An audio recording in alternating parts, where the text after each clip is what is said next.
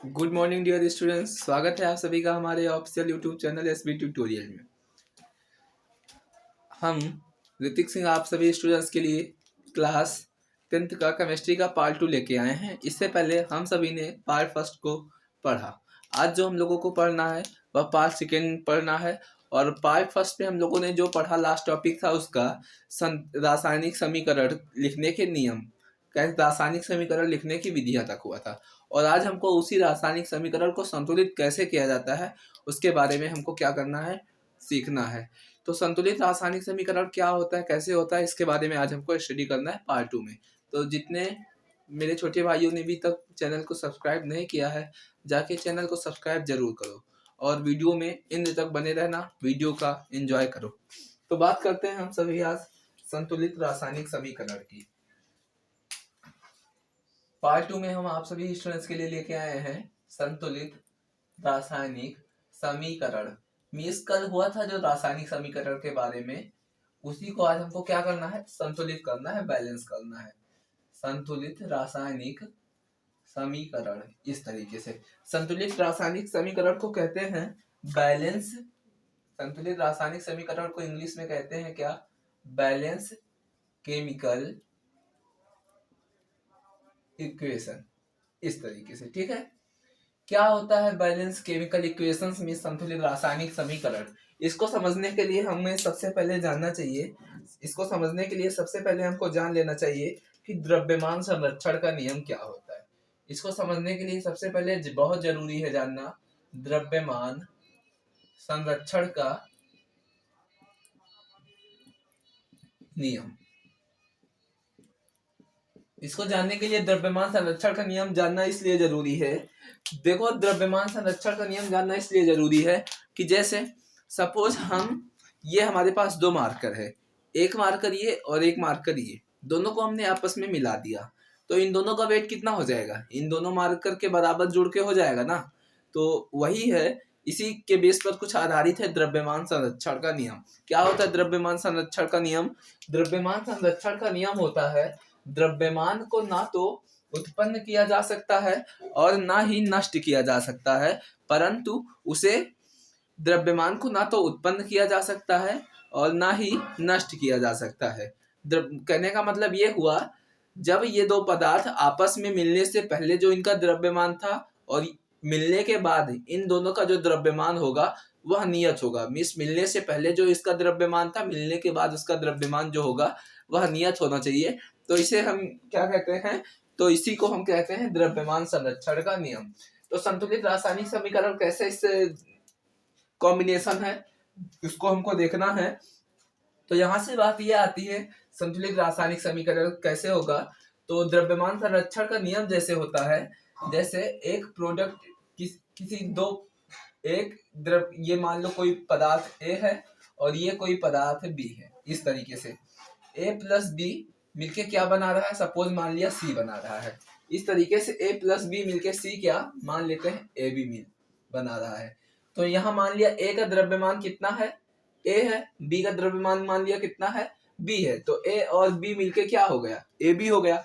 तो सपोज यहाँ पे मान लिया इसी तरीके से ए का जो द्रव्यमान है एक है प्लस बी का जो द्रव्यमान है एक है, तो कितना हो जाएगा, एक और एक कितना, दो। तो ए बी का जो द्रव्यमान होगा वह कितना हो जाएगा, दो हो जाएगा। तो इसी को कहते हैं द्रव्यमान संरक्षण का नियम। तो यहाँ से संतुलित रासायनिक समीकरण क्या होगा, इधर वाले टर्म को बोलते हैं क्या, इधर वाले टर्म को बोलते हैं अभिकारक और इधर वाले टर्म को बोलते हैं क्या, उत्पाद। इस तरीके से, ठीक है। तो अभिकारक का जो कुल द्रव्यमान होगा वह उत्पाद के द्रव्यमान के बराबर जब होगा तो उसे हम लोग क्या कहेंगे, संतुलित रासायनिक समीकरण कहेंगे। मीन्स किसी भी परमाणु का जो कुल द्रव्यमान होगा, जो द्रव्यमान अभिकारक में होगा वही द्रव्यमान किसमें होना चाहिए, उत्पाद में होना चाहिए। तो यहाँ से संतुलित रासायनिक समीकरण क्या होगा, अभिकारक का जो कुल द्रव्यमान होगा, अभिकारक का कुल द्रव्यमान जो होगा वह उत्पाद के द्रव्यमान के बराबर होना चाहिए। इस तरीके से, ठीक है।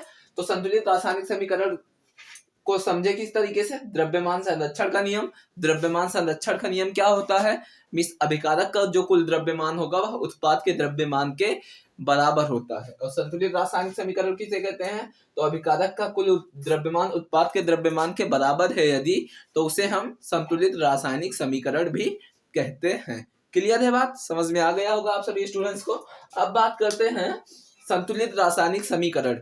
अगर कोई रासायनिक समीकरण दिया है तो उसको संतुलित कैसे करते हैं, तो उसके नियम होते हैं। सबसे पहले नियम को पढ़ते हैं और उसके बाद कुछ एग्जाम्पल देखते हैं संतुलित रासायनिक समीकरण को संतुलित करने का। क्लियर, तो आप सब स्क्रीनशॉट ले लीजिए। नोट्स आप सभी स्टूडेंट्स को डिस्क्रिप्शन में मिल जाएगा, तो आप जाके डिस्क्रिप्शन से नोट्स को डाउनलोड कर सकते हैं। तो आप सभी को नोट्स भी अलग से नहीं बनाना रहेगा, आप जाइएगा नीचे वीडियो में डिस्क्रिप्शन रहेगा, वहां पे जाके पीडीएफ रहेगा, उसको डाउनलोड कर लेना है और नोट्स को अच्छे से बना के पेपर का तैयारी करिएगा। ठीक है, तो स्क्रीनशॉट भी आप ले सकते हैं चाहिए तो। अब बात करते हैं संतुलित रासायनिक समीकरण लिखने की विधियां।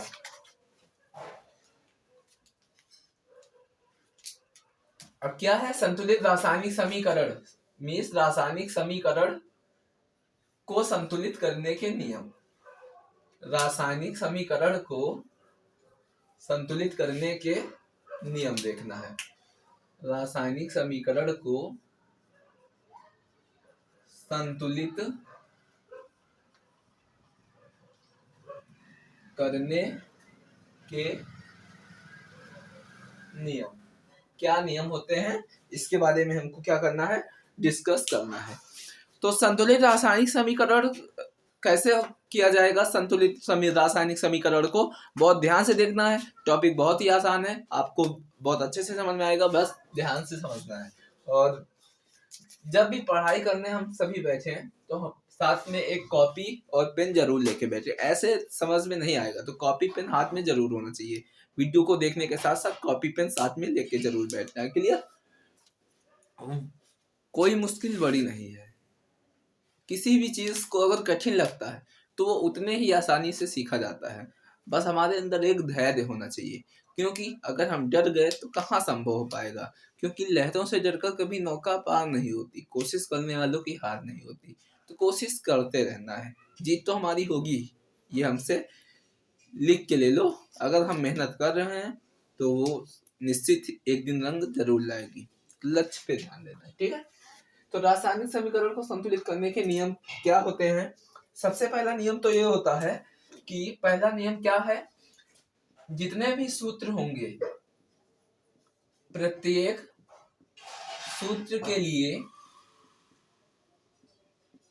बॉक्स बनाते हैं। प्रत्येक सूत्र के लिए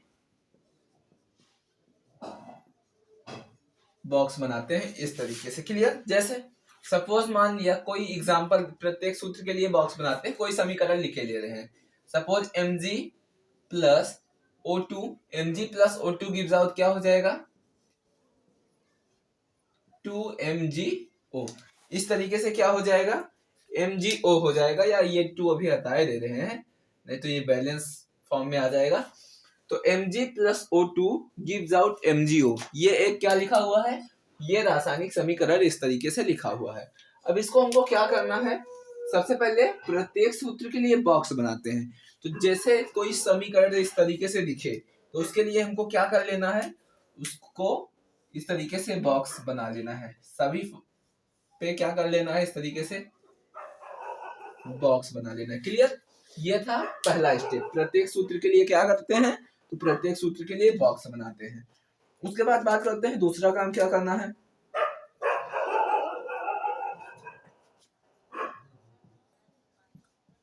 असंतुलित समीकरण, असंतुलित समीकरण में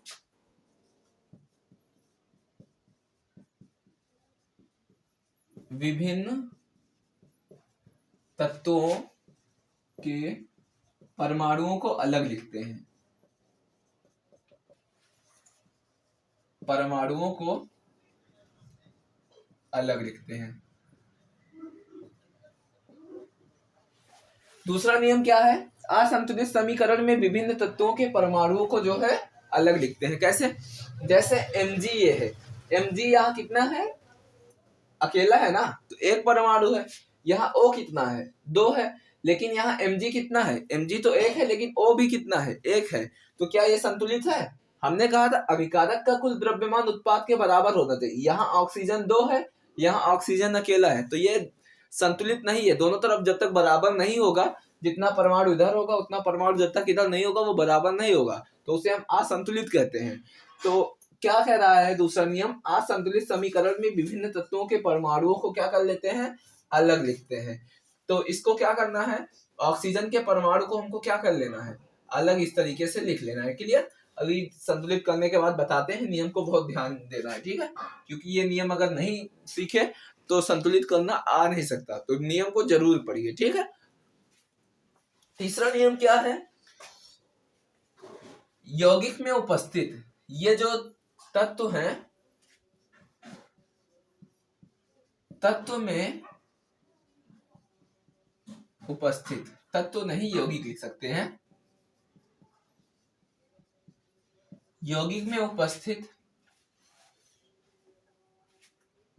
यौगिक में उपस्थित जो परमाणु होंगे, जैसे यहाँ यौगिक में उपस्थित Mg परमाणु है और ऑक्सीजन, ये यौगिक है, ये तत्व है, ये तत्व है। तो यौगिक में उपस्थित ये दोनों जो परमाणु हैं, अधिकतम कितना है, 2 है ना, तो अधिकतम संख्या तक लिखते हैं। मीन्स यौगिक में उपस्थित परमाणुओं को अधिकतम संख्या तक लिखते हैं, यौगिक में उपस्थित परमाणुओं को अधिकतम संख्या तक लिखते हैं। क्लियर? तो जैसे यहाँ ऑक्सीजन 2 है, तो इधर जो यौगिक बना है, जब दो तत्व मिलके आपस में एक नए जब दो तत्व आपस में मिलते हैं तो यौगिक बनता है। तो यहाँ जो यौगिक होगा, ऑक्सीजन अधिकतम 2 है, तो यहाँ पे 2 ले जाके लिख देना है इस तरीके से। अधिकतम जितना इधर जो सबसे ज्यादा होगा उसको यहाँ पे ले जाके क्या कर देना है, लिख देना है। क्लियर? चौथी बात क्या होती है, चौथा नियम जो होता है वह क्या होता है, जिसमें उपस्थित परमाणुओं की तत्वों की संख्या अलग है। मीन्स अभी जिसमें जिस परमाणु में जिसमें उपस्थित परमाणु की संख्या अलग है उसको अलग है उसको अलग में लिख लेते हैं। जिसमें उपस्थित परमाणुओं की संख्या असमान है, जिसमें उपस्थित परमाणुओं की संख्या असमान है उसको अलग लिख लेते हैं, अलग लिख लेते हैं। जैसे सपोज तीसरा नियम कह रहा है यौगिक में उपस्थित परमाणुओं को अधिकतम संख्या तक लिखते हैं। यहाँ ऑक्सीजन की अधिकतम संख्या कितनी है, 2 है, तो यहाँ पर इस तरीके से हमने कितना लिख दिया, 2 लिख दिया, अधिकतम संख्या तक लिख दिया। अब इसमें देखो इधर O2 है, इधर भी O कितना है, 2 है, लेकिन यहाँ Mg कितना है, Mg भी 2 हो गया, लेकिन यहाँ Mg कितना है, अकेला है ना, तो उसको क्या करते हैं, अलग लिख लेते हैं, और उसके बाद उसको भी ले जाके लास्ट में क्या कर देंगे, अधिकतम संख्या तक उसको भी इस तरीके से लिख देंगे। तो जो समीकरण हो जाएगा वह क्या हो जाएगा, संतुलित हो जाएगा।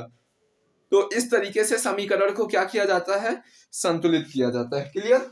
जैसे कोई एग्जांपल देखते हैं अभी संतुलित करने का, आप सभी स्क्रीनशॉट ले लीजिए, वैसे भी नोट्स आप सभी को डिस्क्रिप्शन में मिल जाएगा।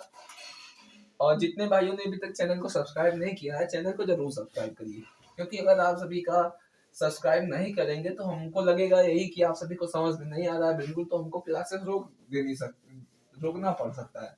तो इसलिए आप जाके सब्सक्राइब जरूर करो, ताकि हमको पता चले कि आप सभी को अच्छे से समझ में आ रहा है और हम रेगुलर आपके साथ इसी तरीके से बने रहे। तो आप जाइए, वीडियो को सब्सक्राइब करिए, कमेंट जितना ज्यादा हो सके उतना करिए और लाइक जरूर करिए।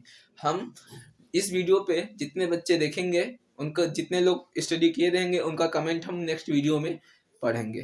तो ज़्यादा से ज़्यादा कमेंट करो ताकि हम आप सभी के कमेंट्स नेक्स्ट वीडियो में बोल सकें, ठीक है? अब बात करना है हमको रासायनिक समीकरण के कुछ उदाहरण, संतुलित करने के कुछ उदाहरण।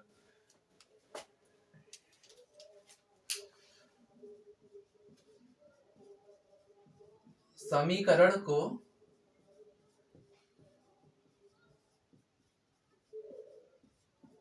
संतुलित करना। कैसे समीकरण को संतुलित किया जाता है, ध्यान से देखना है। तो इसके हमने 4 नियम आप सभी स्टूडेंट्स को बताए, वो चारों नियम हमको बहुत विशेष ध्यान देना है, उसी पे सारा काम हो जाता है। जैसे अभी जो एग्जांपल लिया था यही ले रहे हैं फिर से।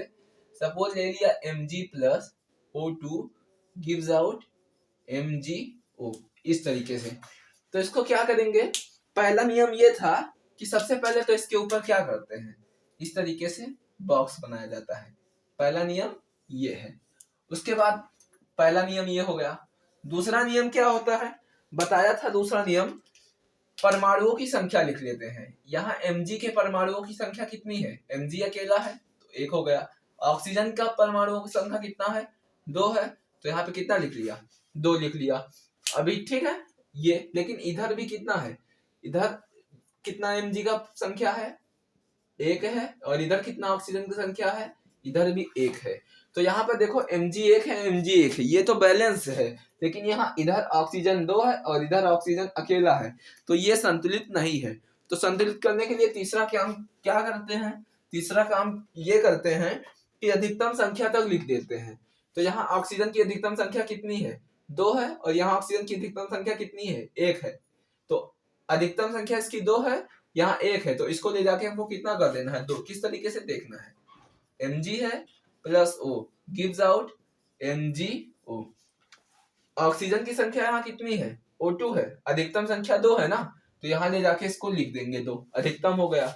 अब उसके बाद जो इधर Mg कितना हो गया, 2, ऑक्सीजन कितना हो गया, 2, लेकिन इधर Mg कितना है, ये अब इधर फिर से चेक कर ले रहे हैं। Mg की संख्या 1 है, ऑक्सीजन की संख्या कितनी है, 2 है।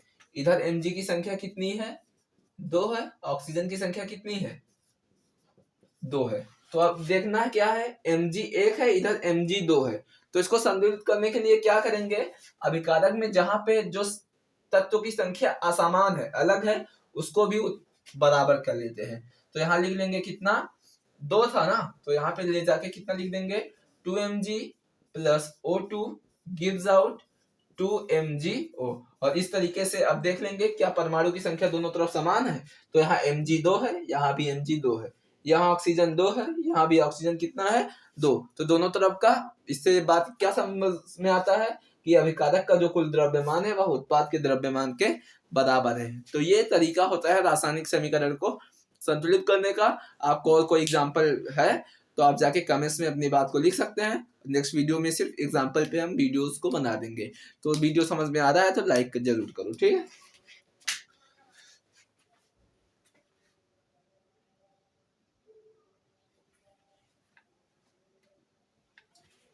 तो आप सभी स्क्रीनशॉट ले लीजिए, उसके बाद हम बात करते हैं नेक्स्ट हेडिंग की।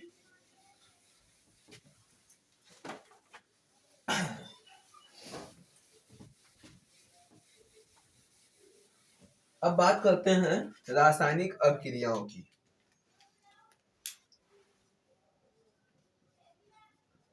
नेक्स्ट हेडिंग है हमारी रासायनिक अभिक्रियाएं।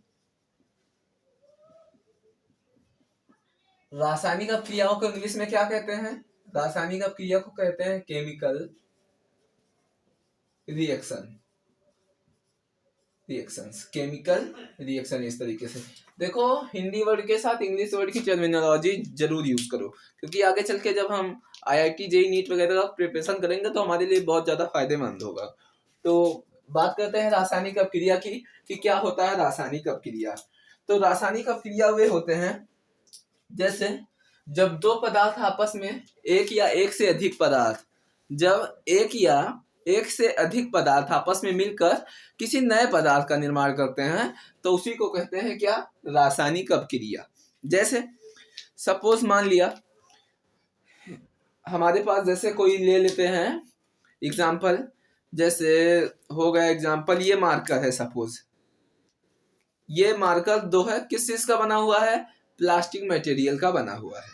अब यहाँ पर क्या किए, इस 2 मार्कर को हमने मिला के मीन्स इसको आग में गला दिया, गलाने के बाद इसको जो प्लास्टिक होगा कुछ भी बनाया जा सकता है।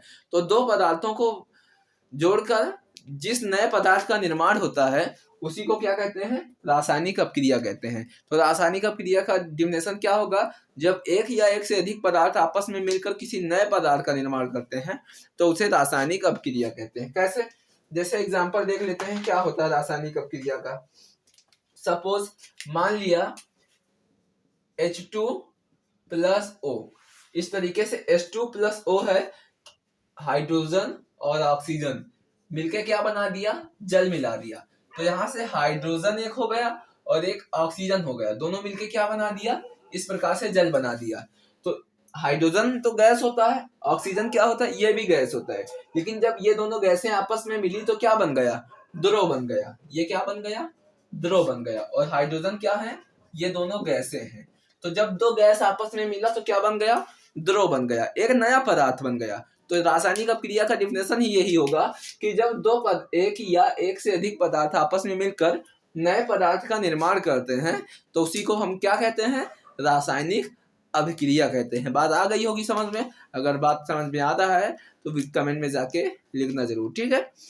तो रासायनिक अपक्रिया क्या होगा, जब एक या एक से अधिक तत्व, परमाणु, कुछ भी लिख सकते हैं, जब एक या एक से अधिक तत्व मिलकर आपस में एक नए पदार्थ का निर्माण करते हैं तो उसे हम क्या कहते हैं, उसे हम कहते हैं रासायनिक अपक्रिया।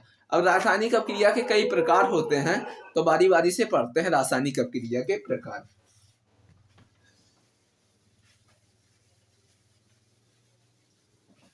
अब बात करते हैं types of chemical reactions.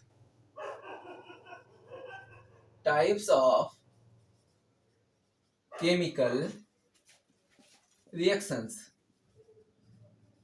English में इसको कहते हैं, हिंदी में इसको क्या कहते हैं, रासायनिक अपक्रिया के प्रकार। तो रासायनिक अपक्रिया के क्या प्रकार होते हैं, रासायनिक अपक्रिया के कई प्रकार होते हैं। तो पहला प्रकार उसमें से आता है एडिशन रिएक्शन। एडिशन रिएक्शन,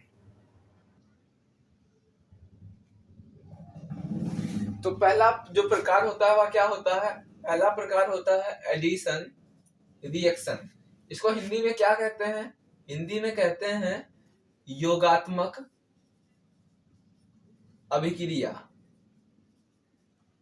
योगात्मक अभिक्रिया, योगात्मक अपक्रिया किसे कहते हैं, योगात्मक अपक्रिया होती है जब दो या दो से अधिक पदार्थ, योगात्मक अपक्रिया क्या होती है, जब दो या दो से अधिक पदार्थ आपस में मिलकर जिस नए पदार्थ का, जब दो या दो से अधिक पदार्थ आपस में मिलकर एक या एक से अधिक नए पदार्थ का निर्माण करते हैं तो उसे हम क्या कहते हैं, उसे हम कहते हैं योगात्मक अपक्रिया। जैसे सपोज मान लिया एग्जांपल इसका देखते हैं, हो गया सल्फर प्लस ऑक्सीजन। तो सल्फर और ऑक्सीजन मिलकर क्या बनाएगा, सल्फर डाइऑक्साइड बना दिया। तो यहाँ से डिफिनेशन इसका क्या कह सकते हो, जब दो या दो से अधिक पदार्थ आपस में मिलकर एक या एक से अधिक नए पदार्थ का निर्माण करते हैं तो उसे हम क्या कहते हैं, योगात्मक अपक्रिया।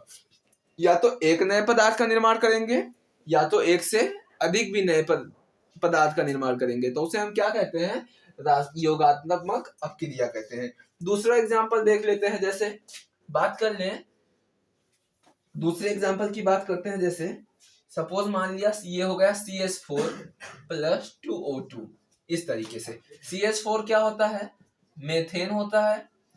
O2 तो जानते ही हो सभी कि ऑक्सीजन होता है। जब मेथेन और ऑक्सीजन आपस में क्रिया करती हैं तो यह कार्बन डाइऑक्साइड प्लस H2O और साथ में ऊष्मा उत्पन्न करती है।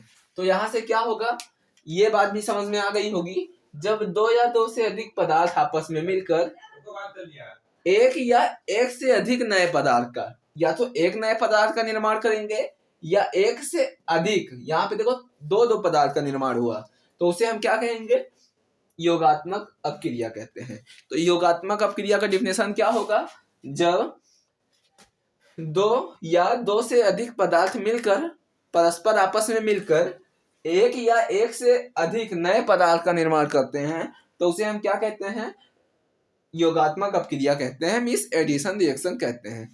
तो आप सभी को वीडियो अच्छा लगा हो तो जाके चैनल को सब्सक्राइब जरूर करिएगा और इसी के साथ पढ़ाई करते रहना है हमको अच्छे से। और जहां भी बात समझ में नहीं आता है कमेंट्स में जरूर लिखो। और आप जल्द ही हमसे किसी जूम ऐप या किसी के थ्रू मिलेंगे, तो आपको लिंक डिस्क्रिप्शन में मिल जाएगा, जिसके जरिए आप डायरेक्टली मुझसे जुड़कर क्वेश्चंस को पूछ सकते हैं। आप सभी को वीडियो अच्छा लगा हो तो कमेंट में ज्यादा से ज्यादा लिखिए यस सर, और जो भी डाउट हो उसको भी लिखिए। ठीक है, थैंक यू।